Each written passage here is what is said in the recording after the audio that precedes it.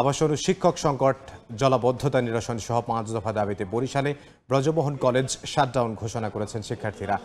সকালে খণ্ড খণ্ড মিছিল নিয়ে ক্যাম্পাসের 0 পয়েন্টে জড়ো হন শিক্ষার্থীরা। তাদের দাবি, সরকারি ব্রজমোহন কলেজের শিক্ষার্থীদের বছরের পর বছর 5টি ছাত্রাবাসের বেহাল দশার কারণে চরম দুর্ভোগ পোহাতে হচ্ছে। এছাড়া সামান্য বৃষ্টিতেই ক্যাম্পাসের সৃষ্টি হয় জলাবদ্ধতা। সড়কে মাছ শিকার করেন অনেকে। নাজুক কলেজের ড্রেনেজ ব্যবস্থাও।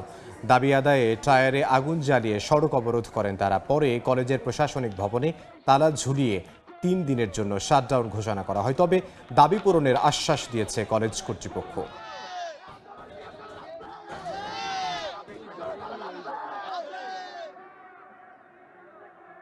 আমাদের পর্যাপ্ত শিক্ষক নেই, আমাদের পর্যাপ্ত ক্লাসরুম নেই, পর্যাপ্ত লাইব্রেরি নেই, ল্যাব নেই।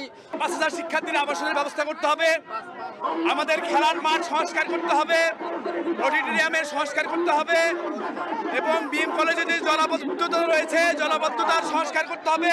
তাদের দাবি দেওয়ার প্রেক্ষিতে আমি আমার উচ্চ মহলের উপদেষ্টা, শিক্ষা মন্ত্রণালয় এবং শিক্ষা অধিদপ্তর যোগাযোগ করেছি। এর মধ্যে কিছু উন্নয়ন প্রকল্প ইতিমধ্যেই তারা গ্রহণ করেছে, যেটা প্রক্রিয়াধীন আছে। আমরা আলাপ আলোচনার মাধ্যমে এই সমস্যার সমাধান করব।